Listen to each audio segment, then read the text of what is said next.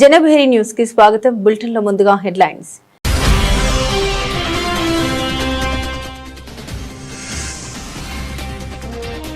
భారతీయ చేనేత వారసత్వాన్ని కాపాడుకుందాం. చేనేత కళాకారులకు అండగా నిలవాలని ప్రధాని నరేంద్ర మోదీ విజ్ఞప్తి.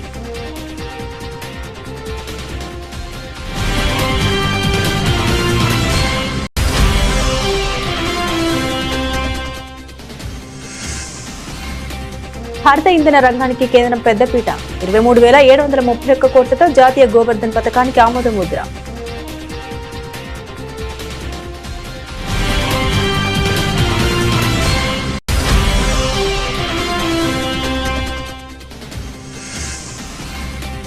ఆందోళన బాట పట్టిన విద్యార్థులతో చర్చలకు సిద్ధం. జార్ఖండ్ సీఎం హేమంత్ సోరెన్ కీలక ప్రకటన.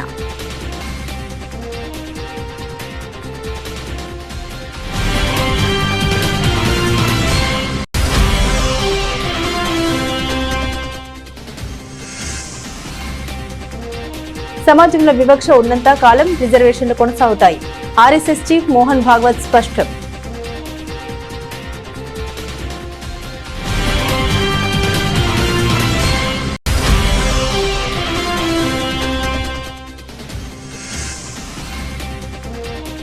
కావలి జిల్లాలపై తమిళనాడు అసెంబ్లీలో వేడెక్కిన చర్చ. రాష్ట్ర రైతుల ప్రయోజనాలే తమకు ముఖ్యమని మంత్రి స్పష్టత.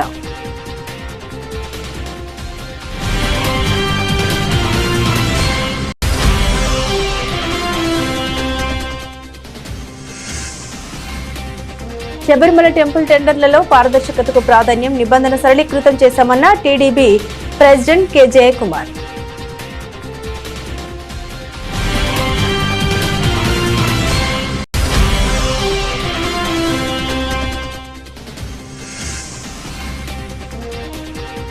చేనేత కార్మికులకు ప్రభుత్వం పూర్తిగా అండగా ఉంటుంది. ప్రభుత్వమే పాతి శ్రీనివాస్ ప్రకటన.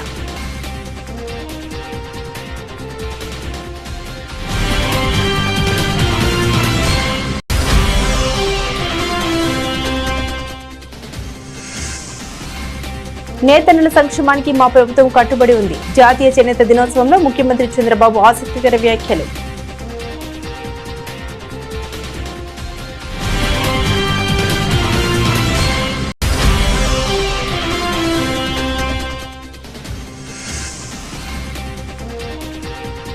ఏపీకి కృష్ణా నీళ్లు తరలించేందుకు రేవంత్ రెడ్డి సహకరిస్తున్నారు. మాజీ మంత్రి నిరంజన్ రెడ్డి ఆరోపణ.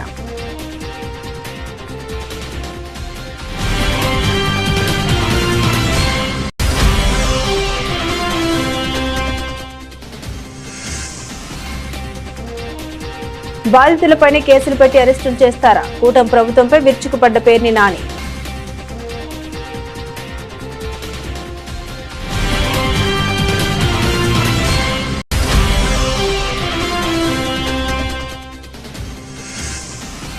రామాయణ చిత్రానికి ఆస్కర్ రావాలని ఆకాంక్షించిన Maharashtra CM.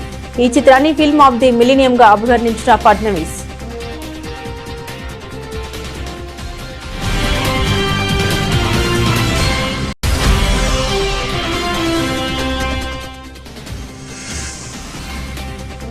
అదరగొట్టిన Praggnanandhaa Saint Louis title కైవసం.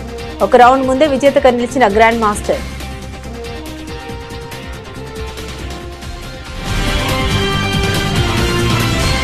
దేశంలోని విశిష్టమైన చేనేత వారసత్వాన్ని రక్షించుకోవడంతో పాటు లక్షలాది మంది చేనేత కళాకారులకు అండగా నిలవాలని ప్రధానమంత్రి నరేంద్ర మోదీ దేశ ప్రజలకు పిలుపునిచ్చారు. ఆగస్టు 7న నిర్వహించే జాతీయ చేనేత దినోత్సవాన్ని పురస్కరించుకుని ప్రతి ఒక్కరూ స్వదేశీ చేనేత ఉత్పత్తుల్ని కొనుగోలు చేసి వినియోగించాలని, తద్వారా మన నేతన్నల జీవితాల్లో వెలుగులు నింపాలని ప్రధాని కోరారు. మన దేశంలోని వైవిధ్యభరితమైన చేనేత వారసత్వాన్ని వేడుకగా జరుపుకోవడమే కాకుండా గ్రామీణ ఆర్థిక వ్యవస్థకు వెన్నెముకగా నిలుస్తున్న లక్షలాది మంది చేనేత కార్మికులకు, కళాకారులకు సాధికారత కల్పించడమే ఈ దినోత్సవం యొక్క ప్రధాన లక్ష్యమని ప్రధాని గుర్తు చేశారు.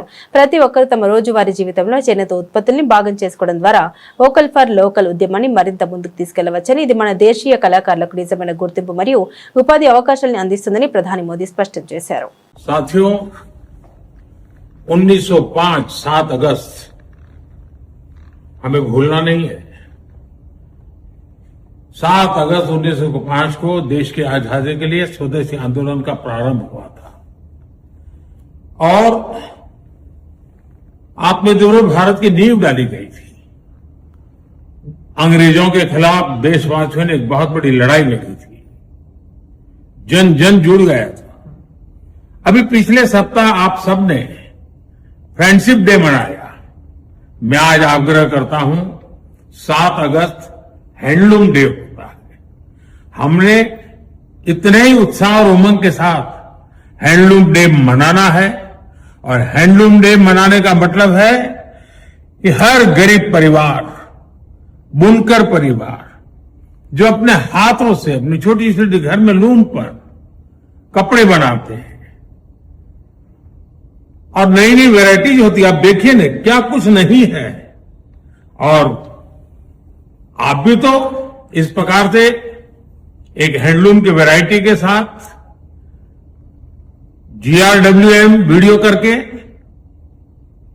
जरूर दुनिया के सामने अपनी बात रख सकते हैं, हैंडलूम के लिए लोगों को प्रेरित कर सकते हैं। हमारा काम है आत्मनिर्भर भारत बनाने के लिए हमारे इन छोटे छोटे छोटे गरीब परिवारों को भी आर्थिक रूप से समृद्ध करना। आइए हम स्वयं हैंडलूम से कुछ न कुछ खरीदें, उसका एक वीडियो बनाएं और देश और दुनिया में उस वीडियो को प्रचारित करें ताकि हमारे बुनकर भाई बहनों के सामर्थ्य का परिचय दुनिया को भी हो। आइए 7 अगस्त हैंडलूम डे, बहुत बहुत शुभकामनाएं। దేశంలో హరిత ఇంధన ఉత్పత్తిని పెంచడం మరియు వ్యర్థాల నుండి విలువైన శక్తిని సృష్టించే లక్ష్యంతో కేంద్ర ప్రభుత్వం మరో కీలక నిర్ణయం తీసుకుంది. కంప్రెస్డ్ బయోగ్యాస్ రంగాన్ని ప్రోత్సహించడానికి ఉద్దేశించిన జాతీయ సమగ్ర పథకం గోవర్ధన్ కు కేంద్ర కేబినెట్ ఆమోదం తెలిపింది. ఈ పథకం కోసం ఏకంగా 23,731 కోట్ల భారీ బడ్జెట్ ను కేటాయించినట్లు కేంద్ర మంత్రి అశ్విని వైష్ణవ్ వెల్లడించారు. 23,731 కోట్ల వ్యయంతో అమలు కానున్న ఈ పథకం ద్వారా గ్రామీణ మరియు పట్టణ ప్రాంతాల్లో పాడి వ్యర్థాలు, వ్యవసాయ వ్యర్థాల నుండి ఇంధనాన్ని తయారు చేసే ప్లాంట్లకు పెద్దపీట వేయనున్నారు. దీనివల్ల రైతులకు అదనపు ఆదాయం లభించడమే కాకుండా కాలుష్యాన్ని తగ్గించే క్లీన్ ఎనర్జీ ఉత్పత్తిని పెంచవచ్చని ప్రభుత్వం భావిస్తుంది. దేశవ్యాప్తంగా ఏకీకృత విధానం ద్వారా ఈ పథకాన్ని అమలు చేసే బయోగ్యాస్ రంగంలో పెట్టుబడుల్ని ఆకర్షించడమే కాకుండా పెద్ద ఎత్తున ఉపాధి అవకాశాలు సృష్టించనున్నట్లు మంత్రి తెలిపారు. तो आज जो स्कीम अप्रूव हुई है वो एक कॉम्प्रिहेंसिव स्कीम है जिसमें 6 पिलर्स हैं. जो compressed biogas CBD compressed biogas बनती है सिटी और एग्रो वेस्ट को डाइजेस्ट करने के बाद में, उसको फर्मेंट करने के बाद में, तो उससे जो गैस बनती है उस गैस के यूटिलाइजेशन के लिए अश्योर्ड ऑफ टेक का पिलर रखा गया. यानी जो भी मैन्युफैक्चर करेगा बायोगैस उसको एक अश्योर्ड ऑफ टेक यानी उसके प्रोडक्ट को खरीदने की गारंटी दी जाएगी. जब वो मान लो किसी ने गैस बनाई, बेच पाए ना पाए, तो वो एक अनसर्टेनिटी रहती है. उस अनसर्टेनिटी को दूर करने के लिए एक अश्योर्ड ऑफ टेक यानी बाय करने का गारंटी इसमें दिया गया है. सेकेंड है प्राइस की स्टेबिलिटी. प्राइस ग्लोबल ऑयल का प्राइस, गैस का प्राइस अप एंड डाउन होता रहता है, तो बायोगैस को वो सब वॉलेटिलिटी प्राइस की न देखनी पड़े, इसके लिए एक अश्योर्ड प्राइस का सिस्टम बनाया गया है. और जो कैपिटल एक्सपेंडिचर होता है बायोगैस के प्लांट लगाने में, उसमें सपोर्ट दिया जाएगा, कैपेक्स का सपोर्ट. और चौथा पिलर है पाइपलाइन का इंफ्रास्ट्रक्चर. यानी जहाँ से बायोगैस का प्लांट लगता है उस वहाँ से कंज्यूमर्स तक पहुँचाने के लिए जो पाइपलाइन का नेटवर्क चाहिए उसको सपोर्ट करने के लिए भी इस स्कीम में 4th पिलर रखा गया है. 5th पिलर है MSMEs और विशेषकर जो विमेन लेड MSMEs हैं उनके लिए क्रेडिट गारंटी. और 6th पिलर है इनोवेशन के लिए. मान लो कोई नए मेथड से करना चाहे, कोई नया टेक्नोलॉजी लाना चाहे इसमें, तो उनको एक इनोवेशन का स्कोप चैलेंज फंड के थ्रू दिया जाएगा. इन 6 पिलर्स को लेके स्कीम बनी है. स्कीम गोवर्धन स्कीम है. इसमें बेसिकली जो हमारे अभी existing city gas pipeline distribution आ चुका है, प्लस पाइप नेचुरल गैस भी देश में कई जगह कई शहरों में आया है. इन सब का इस बायोगैस के प्रोडक्शन सेंटर्स के साथ कनेक्शन किया जाएगा. జార్ఖండ్ రాజధాని రాంచీలో ఉద్యోగ నియామక పరీక్షల్లో అక్రమాలు జరిగాయంటూ గత కొన్ని రోజులుగా నిరుద్యోగ అభ్యర్థులు, విద్యార్థులు పెద్ద ఎత్తున ఆందోళన బాట పట్టారు. రోడ్లపైకి వచ్చి ప్రభుత్వానికి వ్యతిరేకంగా చేపడుతున్న ఈ నిరసనపై ఆ రాష్ట్ర ముఖ్యమంత్రి హేమంత్ సోరెన్ చివరకు స్పందించారు. సమస్యల పరిష్కారానికి తమ ప్రభుత్వం విద్యార్థులతో నేరుగా చర్చలు జరిపేందుకు సిద్ధంగా ఉందని ఆయన అధికారికంగా ప్రకటించారు.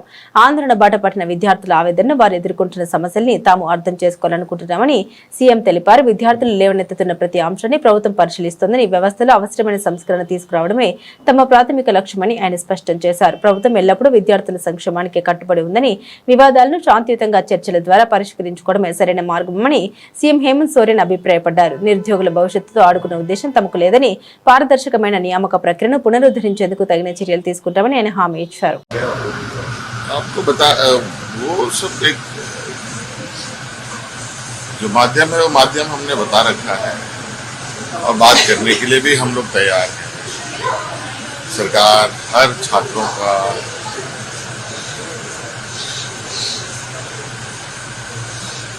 जो समस्या है उसको जानने की इच्छा रखती है और अब तो हम इस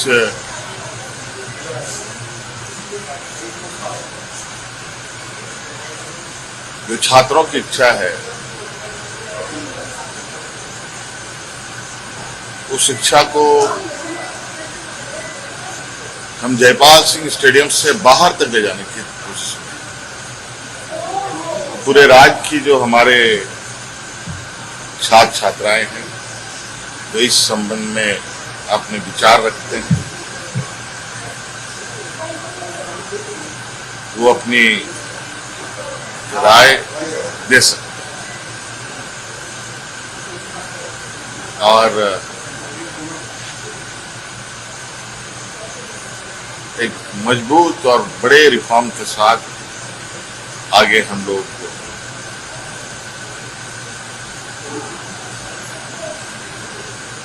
बच्चों की जो ये जिज्ञासा है उस जिज्ञासा को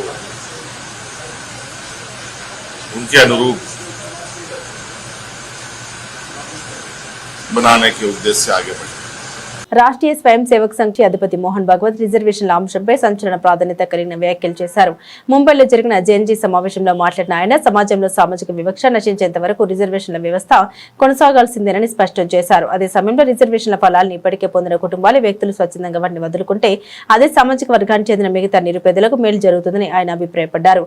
సమాజంలో అసమానతలు, సామాజిక వివక్ష ఉనికిలో ఉన్నత కాలం రిజర్వేషన్లు సమర్థవంతంగా కొనసాగించాల్సిన అవసరం ఉందని ఆయన కుండబద్దలు కొట్టారు. అయితే రిజర్వేషన్ల ద్వారా లబ్ధి పొంది ఇప్పటికే ఉన్నత స్థానాలకు చేరుకున్న వారు తమ సమాజంలోని ఇతర నిరుపేద కుటుంబాలకు లబ్ధి చేకూరేలా స్వచ్ఛందంగా రిజర్వేషన్ ఫలాలను త్యాగం చేయాలని పిలుపునిచ్చారు. రిజర్వేషన్ల ప్రక్రియలో ఎలాంటి రాజకీయ జోక్యం ఉండకూడదని, నిజమైన లబ్ధిదారులకు అవి అందేలా పారదర్శకమైన అమలుపై మంత్రి మాత్రమే దృష్టి సారించాలని మోహన్ భాగవత్ స్పష్టం చేశారు. बढ़िया आपने बताया ये, पर रिजर्वेशन ये एजुकेशन में और एम्प्लॉयमेंट में एक मुद्दा मेन है जो है रिजर्वेशन सर. और रिजर्वेशन जब से चालू हुआ है, it is important to get reservation till the last person because the ones who do not get opportunities deserve the reservation. But शायद से अंबेडकर जी ने भी नहीं सोचा होगा कि रिजर्वेशन अब तक कंटिन्यू हो रहा है. I am just following up on that क्योंकि आपने जो बोला है तो जनरल पॉपुलेशन है द थिंग इज रिजर्वेशन बढ़ता जा रहा है, एक राजनीतिक विषय बन गया है. एंड एक्चुअली जो टॉप 1% ऑफ SC/ST है sir, they have become the creamy layer जैसे ओबीसी में हुआ है.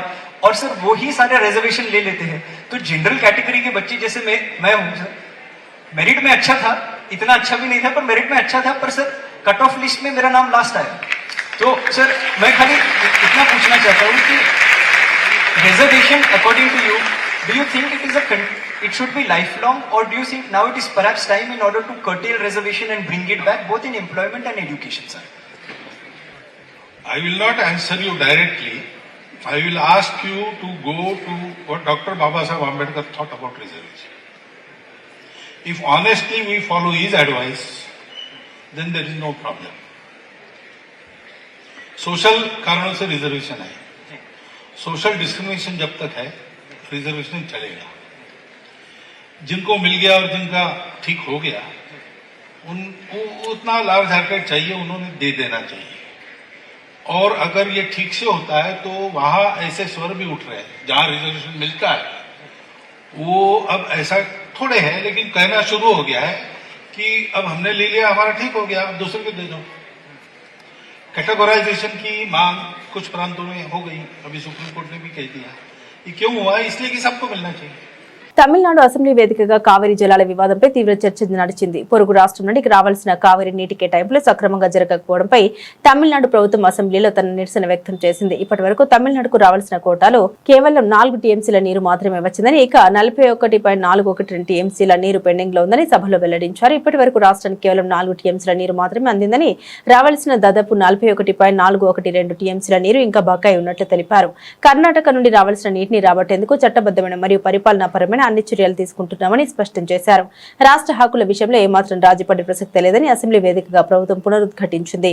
మరోవైపు డెల్టా జిల్లాల వ్యవసాయ అవసరాలకు కీలకమైన మేటూరు డ్యాంను తెరవడంపై కూడా త్వరలోనే సానుకూల నిర్ణయం తీసుకుంటామని సభకు తెలిపారు.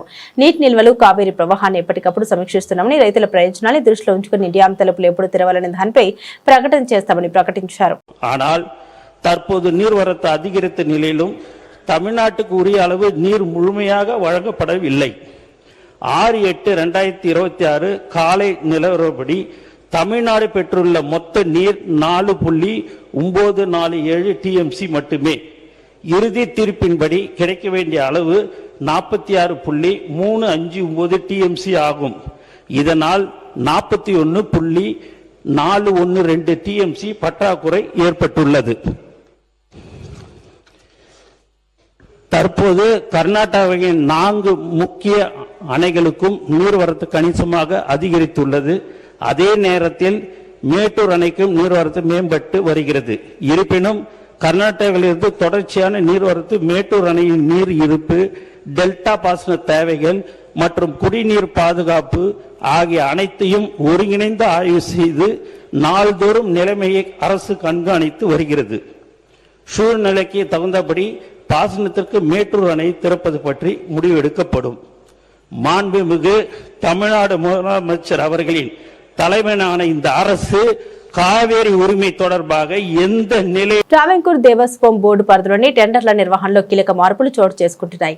టెండరింగ్ ప్రక్రియను మరింత పారదర్శకంగా, వేగవంతంగా మార్చేందుకు గాను బోర్డు చర్యలు చేపట్టింది.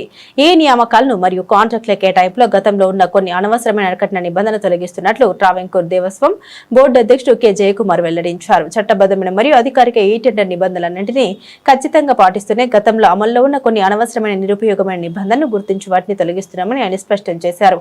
ఈ మార్పుల ద్వారా టెండరింగ్ ప్రక్రియ మరింత పారదర్శకంగా, జవాబుదారీతనంతో సాగుతుందని ఆయన అభిప్రాయపడ్డారు. అర్హులైన కాంట్రాక్టర్లు, వ్యాపారులు ఎలాంటి ఆటంకం లేకుండా టెండర్లో పాల్గొనేందుకు గాను ఈ నిర్ణయం దోహదపడుతుందని అధికారులు భావిస్తున్నారు. దేవాలయంలో నిర్వహించే పనులు, కొనుగోలులో ఎటువంటి అవకతవకలకు తావు లేకుండా ఈ టెండరింగ్ వ్యవస్థను మరింత పటిష్టం చేస్తున్నట్లు బోర్డు అధ్యక్షుడు కె జయకుమార్ స్పష్టం చేశారు. നെയ്യെപ്പറ്റിയുള്ള ചോദ്യമാണല്ലോ. അതിനകത്തിപ്പോൾ ഞങ്ങൾക്കൊന്നും തൽക്കാലം ചെയ്യാനില്ല. അത് vigilance and anti corruption bureau അന്വേഷിക്കുകയാണ്. കോടതി പറഞ്ഞതിനനുസരിച്ചിട്ട് ഇവിടെ അന്വേഷണത്തിലൊക്കെ ആൾ വരുന്നുണ്ടെന്ന് എനിക്ക് തോന്നുന്നു. പത്രത്തിൽ കണ്ടതനുസരിച്ചിട്ട് പിന്നെ FIR ഇടുകയാണ് ദേവസ്വം ബോർഡിൻ്റെ മുൻ പ്രസിഡന്റിനും മെമ്പർക്കും എതിരായിട്ട്. എനിക്കതിനെപ്പറ്റി ഒന്നും പ്രതികരിക്കാനില്ല.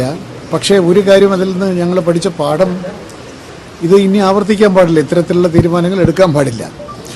അതുകൊണ്ട് ഈ ശബരിമല വഴിപാടിന് വേണ്ടി വാങ്ങുന്ന എല്ലാ സാധനങ്ങളുടെയും പ്രൊക്യൂർമെൻറ്റിൽ അങ്ങേയറ്റത്തെ സുതാര്യതയും ജാഗ്രതയും പുലർത്തുക എന്നുള്ളതാണ് ഇപ്പോഴത്തെ നമ്മുടെ തീരുമാനം. ഇന്നത്തെ പത്രത്തിൽ തന്നെ നമ്മളത് വളരെ വ്യക്തമായിട്ട് കൊടുത്തിട്ടുണ്ട്. 24 ഐറ്റംസ് നമ്മൾ ഓപ്പൺ ടെൻഡറിലേക്ക് പോവാണ്. ഇന്നത്തെ ബോർഡ് ഈ ടെൻഡർ നടപടികൾ കുറച്ചും കൂടി സുതാര്യവും മത്സരാധിഷ്ഠിതവുമാക്കാനുള്ള ചില ഗൈഡ് ലൈൻസ് കൂടെ ഇന്ന് തീരുമാനിക്കും. പ്രത്യേകിച്ച് കുത്തക ലേലങ്ങളെ സംബന്ധിച്ച്. കുത്തക ലേലം ചെയ്തിട്ടില്ല, നമ്മളത് ചെയ്യാൻ പോകുന്നേ ഉള്ളൂ. അപ്പോൾ അതിന് ഇന്നത്തെ ബോർഡിലെ പ്രധാന ഒരു തീരുമാനം ആ ഗൈഡ് ലൈൻസാണ്. എങ്ങനെ കുത്തക ലേലത്തിലും ഇതുപോലെ തന്നെ ആക്ഷേപങ്ങളൊക്കെ പണ്ടും ഉണ്ടായിട്ടുണ്ട്. చేనేత రంగాన్ని బలోపేతం చేయడంతో పాటు నేతన్నల ఆర్థిక అభివృద్ధికి తెలంగాణ ప్రభుత్వం అనేక సంక్షేమ కార్యక్రమాలను అమలు చేస్తుంది. జాతీయ చేనేత దినోత్సవం సందర్భంగా ప్రభుత్వ విప్ ఆది శ్రీనివాస్ కీలక వ్యాఖ్యలు చేశారు. చేనేత కార్మికులకు నిరంతర ఉపాధి కల్పిస్తూ వారి ఆర్థిక పరిస్థితి మెరుగుపరచడానికి ప్రభుత్వం పూర్తిగా కట్టుబడి ఉందని ఆయన స్పష్టం చేశారు. నేతన్నలకు ఏడాదంతా నిరంతరం పని లభించేలా ప్రణాళిక రూపకల్పన చేస్తున్నామని, వారి ఉత్పత్తులకు సరైన మద్దతు ధర మరియు మార్కెటింగ్ సౌకర్యాలు కల్పించడంపై ప్రభుత్వం దృష్టి సారించిందని ఆయన వివరించారు. చేనేత కార్మికుల ఆర్థిక పురోగతి లక్ష్యంగా కొత్త పథకాలు, రాయితీలను సక్రమంగా అందిస్తున్నట్టు తెలిపారు. చేనేత వస్త్రాల్ని ప్రోత్సహించడానికి ప్రతి ఒక్కరూ ముందుకు రావాలని, ప్రభుత్వం సైతం అధికారులకు, సిబ్బందికి చేనేత దుస్తుల్ని ధరించేలా ప్రోత్సహిస్తోందని గుర్తు చేశారు. నేతన్నల సంక్షేమం కోసం ప్రభుత్వం మెల్లవెల్లలా అండగా ఉంటుందని ఆది శ్రీనివాస్ భరోసా ఇచ్చారు. చేనేత దినోత్సవం సందర్భంగా నేతన్నల యొక్క ఐక్యత, నేతన్నలకు రాష్ట్ర ప్రభుత్వం ద్వారా అందించేటువంటి సంక్షేమ కార్యక్రమము, చేతి నిండా పని కల్పించేటువంటి కార్యక్రమాన్ని గుర్తు చేసుకునే క్రమంలో జిల్లా కేంద్రంలో నేతన్నకు పూలమాల ద్వారా రాష్ట్ర ప్రభుత్వం ద్వారా గౌరవాన్ని ఇచ్చేటువంటి సందర్భం. తద్వారా ప్రభుత్వం పక్షాన నేను కానీ జిల్లా కలెక్టర్ గారు కూడా ఇప్పుడే గరిమంగళూరు కూడా వచ్చి పూలమాల సమర్పించి పోయినటువంటి సందర్భంలో ప్రతి ఒక్కరికి కూడా చేతిన పని కల్పించాలనేటువంటి సంకల్పంతో రాష్ట్ర ప్రభుత్వం గౌరవ ముఖ్యమంత్రి శ్రీ రేవంత్ రెడ్డి గారి నాయకత్వంలో సిరిసిల్ల ఉన్నటువంటి నేతన్నలు, కార్మికులు, ఆసాములు, యజమానులు, ఇతరత్ర ఎవరైతే ఈ రంగం పైన ఆధారపడి ఉన్నారో వారికి సంవత్సరంలో సుమారు 8 మాసాలు పని కల్పించే విధంగా గత సంవత్సరము 6,70,00,000 పైచిలకు మీటర్ల చీరల ఉత్పత్తిని చేసేటువంటి కార్యక్రమం అందివ్వడమే కానీ ఇతరత్ర ప్రభుత్వానికి అవసరమైనటువంటి స్కూళ్ళు యూనిఫామ్కి సంబంధించినటువంటిది కానీ ప్రభుత్వానికి సరఫరా అయ్యేటువంటి గుడ్డను కూడా ఇక్కడ ఉన్నటువంటి నేతన్నలకు పని కల్పించేటువంటి ఇచ్చేటువంటి సందర్భం కానీ ఈ సంవత్సరం కూడా మళ్ళీ చేతిన పని కల్పించే లక్ష్యంలో భాగంగా ఇప్పటి వరకు 4,50,00,000 మీటర్ల చీరల తయారీ కార్యక్రమాన్ని కూడా మనం అందించేటువంటి సందర్భంలో నేతన్నలను బలోపేతం చేసేటువంటి సందర్భం. మరో 1,50,00,000 పైగా మీటర్లు కూడా త్వరలోనే ఆర్డర్ ఇవ్వాలని చెప్పిన ప్రభుత్వం అనుకునే సందర్భంలో ఇప్పటికే 2 సార్లు అవకాశం ఇచ్చారు. ఒకసారి 3,08,00,000 మీటర్లు, మరోసారి 1,00,00,000 పైచిలకు చీరలు, అదేవిధంగా 3వ విడత కూడా ఇవ్వడానికి. జాతీయ చేనేత దినోత్సవం సందర్భంగా ఆంధ్రప్రదేశ్ ముఖ్యమంత్రి నారా చంద్రబాబు నాయుడు చేనేత రంగానికి నేతన్నలకు తమ ప్రభుత్వంతో ఉన్న అనుబంధాన్ని గుర్తు చేసుకుంటూ ఆసక్తికర వ్యాఖ్యలు చేశారు. తాను రాజకీయాల్లోకి వచ్చినప్పటి నుండి అత్యధిక ప్రాధాన్యత, ప్రత్యేక శ్రద్ధ చూపిన వర్గం చేనేత సామాజిక వర్గమేనని సీఎం స్పష్టం చేశారు. నేతన్నలకు తెలుగుదేశం పార్టీ తప్ప మరొక గుర్తు తెలియదని ఆయన వ్యాఖ్యానించారు. తన సుదీర్ఘ రాజకీయ ప్రస్థానంలో చేనేత కార్మికుల అభివృద్ధిపై ప్రత్యేకంగా దృష్టి సారించామని, వారి కష్ట సుఖాల్లో టీడీపీ ప్రభుత్వం ఎప్పుడు తోడుగా నిలిచిందని సీఎం పేర్కొన్నారు. అందుకే నేతన్నల ఆదరణ ఎప్పుడు తెలుగుదేశం పార్టీకే ఉంటుందని, వారికి టీడీపీ తప్ప వేరే గుర్తు తెలియదంటూ వ్యాఖ్యానించారు. చేనేత రంగానికి పూర్వ వైభవం తీసుకురావడానికి నేతన్నలు తయారు చేసే ఉత్పత్తులకు సరైన ప్రాచుర్యం, ఆధునిక సాంకేతికత మరియు ప్రపంచ స్థాయి మార్కెటింగ్ సదుపాయాలు కల్పించేందుకు ప్రభుత్వం ప్రణాళిక సిద్ధం చేస్తుందని సీఎం వివరించారు. రాబోయే రోజుల్లో చేనేత కార్మికుల కుటుంబాలకు మరింత భరోసానిస్తూ ఆర్థికంగా ఉన్నత స్థాయికి తీసుకెళ్లడమే తమ లక్ష్యమని సీఎం చంద్రబాబు స్పష్టం చేశారు. నేను రాజకీయాల్లోకి వచ్చిన తర్వాత ఎక్కువ కన్సర్న్ చూపించిన వర్గం చేనేత. ఇప్పుడు కూడా నేను గర్వంగా చెప్పగలుగుతున్నాను, అపోజిషన్ లో ఉన్నా రూలింగ్ లో ఉన్నా ఎప్పుడు చేనేత కార్మికులు తెలుగుదేశం పార్టీకే ఓటేశారు తప్ప వేరే గుర్తు తెలియని వ్యక్తులు మీరు.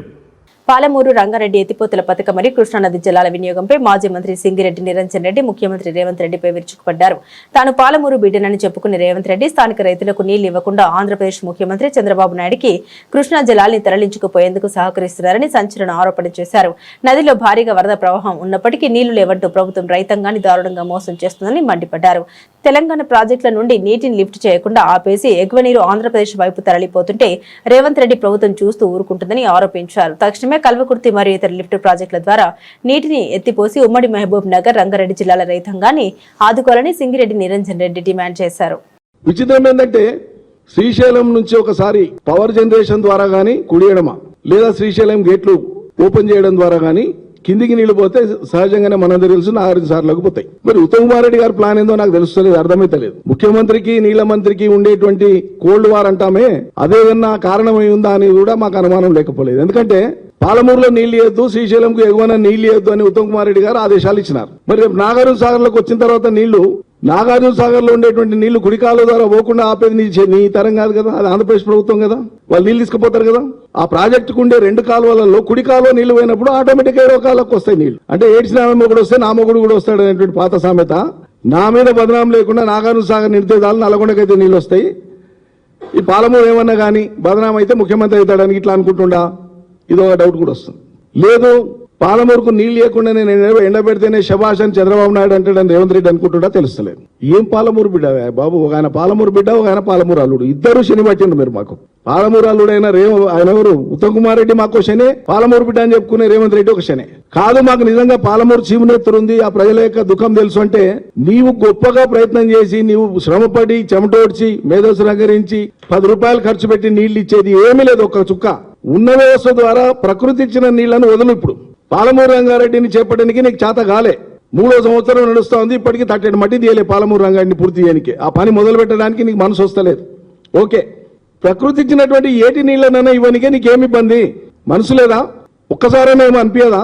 లక్షల మంది రైతులు కళ్ళలో ఒత్తులేసుకొని ఎదురు చూసి వాళ్ళ కళ్ళ ముందల నీళ్లు పోతున్నాయి కృష్ణాల.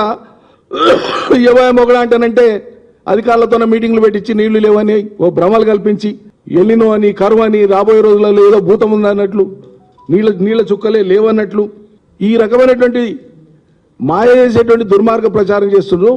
మేము డిమాండ్ చేస్తున్నాం ముఖ్యమంత్రి గారిని. విజయవాడలో వైఎస్ఆర్సీపీ నేతల అరెస్టులపై మాజీ మంత్రి పేర్ని నాని ఘాటుగా స్పందించారు. శాంతియుతంగా నిరసన తెలుపుతున్న వైఎస్ఆర్సీపీ నేతలపై దాడులు జరుగుతున్నా పోలీసులు పట్టించుకోవడం లేదని విమర్శించారు. మల్లాది విష్ణుపై దాడి జరిగిందని ఫిర్యాదు చేస్తుంటే బాధితుడికి రక్షణ కల్పించకుండా పోలీసులు ఆయన్నే జీపులు ఎత్తుకెళ్లడం దారుణమని మండిపడ్డారు. రాష్ట్రంలో మెగా డీఎస్సీ నియామకంలో అవకతవకలు జరిగాయంటూ అభ్యర్థులు నిరుద్యోగుల తరపున ప్రశ్నిస్తుంటే ప్రభుత్వం కక్ష సాధింపు చర్యలకు దిగుతుందని పేర్ని నాని ఆరోపించారు. ప్రజాస్వామ్యంలో నిరసన తెలిపే హక్కును కాలరాస్తూ పోలీసులను ఉపయోగించి ప్రతిపక్ష నేతల గొంతు నొక్కే ప్రయత్నం చేస్తున్నారని విమర్శించారు. ఎన్ని అణచివేత చర్యలకు పాల్పడ్డా డీఎస్సీ నిరుద్యోగ అభ్యర్థులకు న్యాయం జరిగేంత వరకు తమ పార్టీ పోరాటం ఆపేదే లేదని పేర్ని నాని స్పష్టం చేశారు. మరి ఈ గూండాల్ని మరి లేపియాలి కదా, బోర్డు కూడా కనపడకుండా లేపరా, బూడిదక్కర్లా బొయ్యికి ఇరిగేట అన్నా తీసుకెళ్ళాలి కదా, ఒక్కడిని తీసుకెళ్ళా.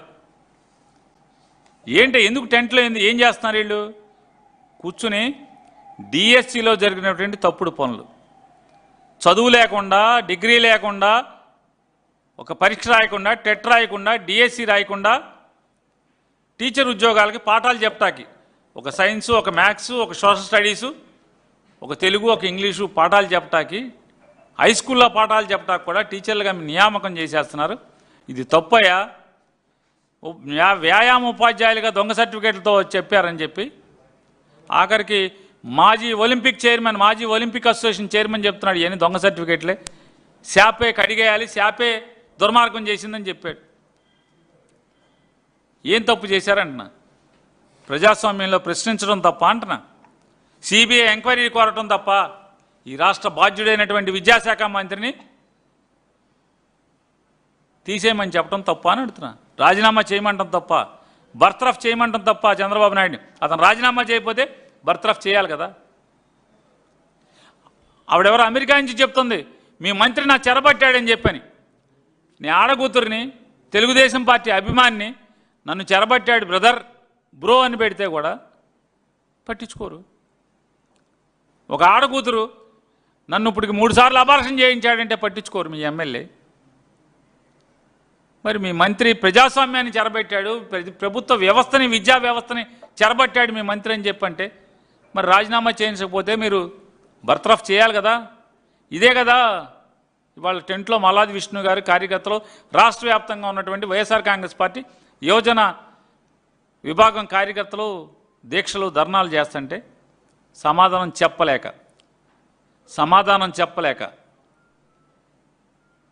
మరి ఇలా గొంతులు నులిపితే, గొంతు మీద పీక మీద కాలేసి తొక్కితే, దీక్షా శిబిరాల మీద బ్రిటిష్ వాళ్ళలాగా వెనకటికి స్వాతంత్ర సమరంలో నితేష్ తివారీ దర్శకత్వంలో అత్యంత ప్రతిష్టాత్మకంగా తెరకెక్కుతున్న రామాయణ చిత్రంపై మహారాష్ట్ర ముఖ్యమంత్రి దేవేంద్ర ఫడ్నవీస్ ఆసక్తికర వ్యాఖ్యలు చేశారు. ఈ చిత్రానికి అకాడమీ అవార్డు రాకపోతే తాను తీవ్ర నిరాశకు గురవుతామని ఆయన తెలిపారు. ఇది సహస్రాబ్దానికి ఒకసారి వచ్చే cinema, film of the millennium అంటూ ఆయన ప్రశంసలు కురిపించారు. ఆగస్టు 6న ముంబైలో నిర్మాత నమితా మల్హోత్రా ఆధ్వర్యంలో ఏర్పాటు చేసిన ప్రైమ్ ఫోకస్ స్టూడియో ప్రారంభోత్సవ కార్యక్రమంలో ఫడ్నవీస్ ఈ వ్యాఖ్యలు చేశారు. రణబీర్ కపూర్, యష్, సాయి పల్లవి ప్రధాన పాత్రలో నటిస్తున్న ఈ చిత్రాన్ని ఆధునిక సాంకేతికతతో మన కథల్ని యువతరానికి చేరవేసే ప్రయత్నంగా ఆయన గతంలోనే అభినందించారు. Express my thoughts that I'll be very disappointed with the jury of Academy Awards if Ramayana doesn't get Oscar.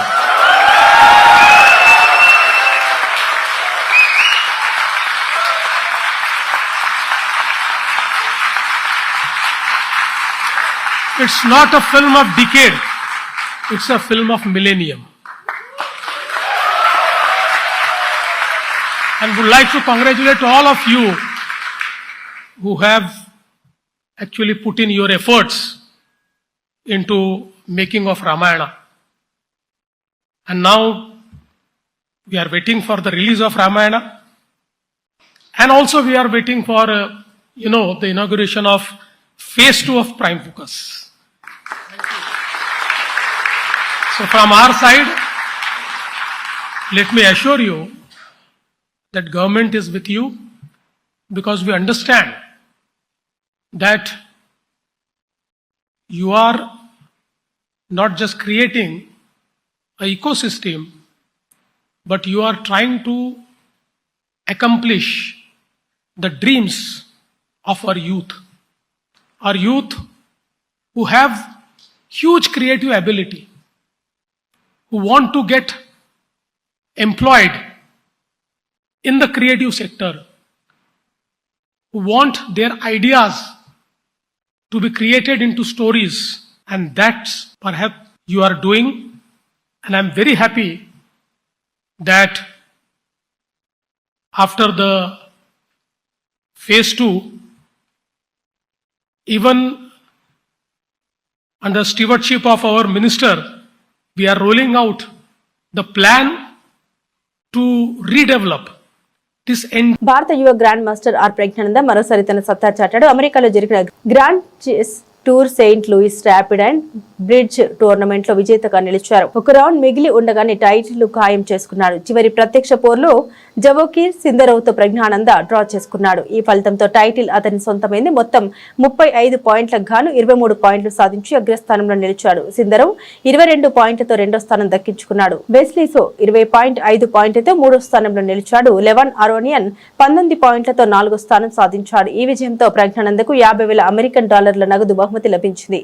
అలాగే గ్రాండ్ చెస్ టూర్ లో 13 పాయింట్లు కూడా ఖాతాలో చేరాయి. ప్లే ఆఫ్ అవసరం లేకుండానే నేరుగా టైటిల్ ని సొంతం చేసుకున్నాడు. ఈ ఫలితంతో గ్రాండ్ చెస్ టూర్ మొత్తం ర్యాంకింగ్స్ లో రెండో స్థానానికి చేరుకున్నాడు. ఫాబియానో కర్వానా అగ్రస్థానంలో కొనసాగుతున్నారు. వార్తలు ముగించే ముందు హెడ్లైన్స్ మరోసారి.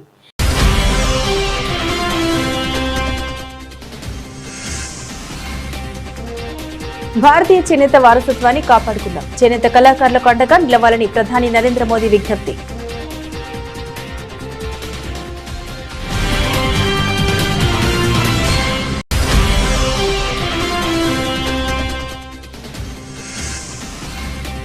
భారత ఇంధన రంగానికి కేంద్రం పెద్దపీట. 23,731 కోట్లతో జాతీయ గోవర్ధన్ పథకానికి ఆమోద ముద్ర.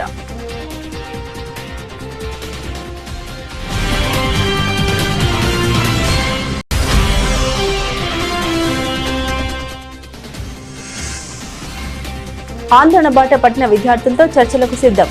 జార్ఖండ్ సీఎం హేమంత్ సోరెన్ కీలక ప్రకటన.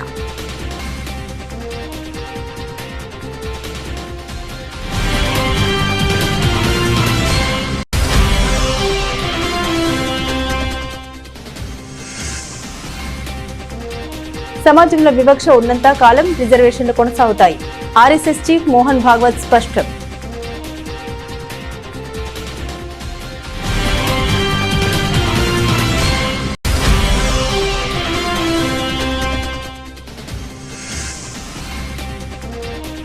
కావలి జిల్లాలపై తమిళనాడు అసెంబ్లీలో వేడెక్కిన చర్చ. రాష్ట్ర రైతుల ప్రయోజనాలే తమకు ముఖ్యమని మంత్రి స్పష్టత.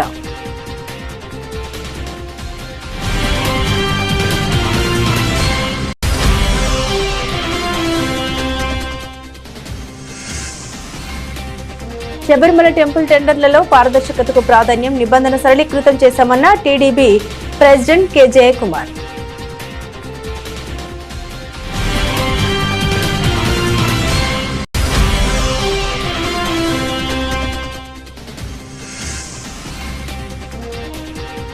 చేనేత కార్మికులకు ప్రభుత్వం పూర్తిగా అండగా ఉంటుంది. ప్రభుత్వమే పాత శ్రీనివాస్ ప్రకటన.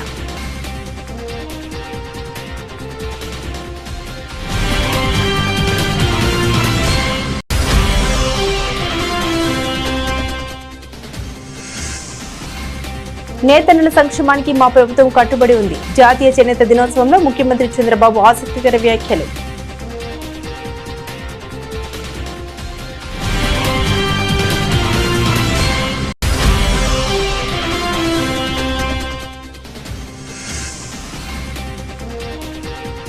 ఏపీకి కృష్ణా నీళ్లు తరలించేందుకు రేవంత్ రెడ్డి సహకరిస్తున్నారు. మాజీ మంత్రి నిరంజన్ రెడ్డి ఆరోపణ.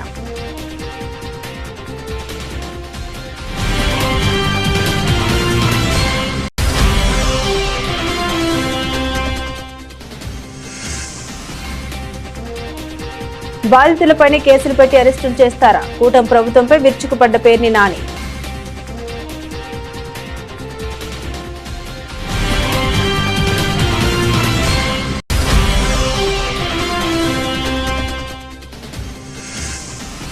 రామాయణ చిత్రానికి ఆస్కార్ రావాలని ఆకాంక్షించిన Maharashtra CM.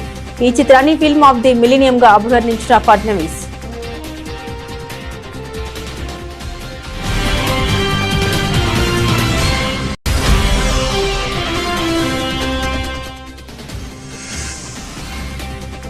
అదరగొట్టిన Praggnanandhaa Saint Louis title కైవసం. ఒక రౌండ్ ముందే విజేతగా నిలిచిన గ్రాండ్ మాస్టర్.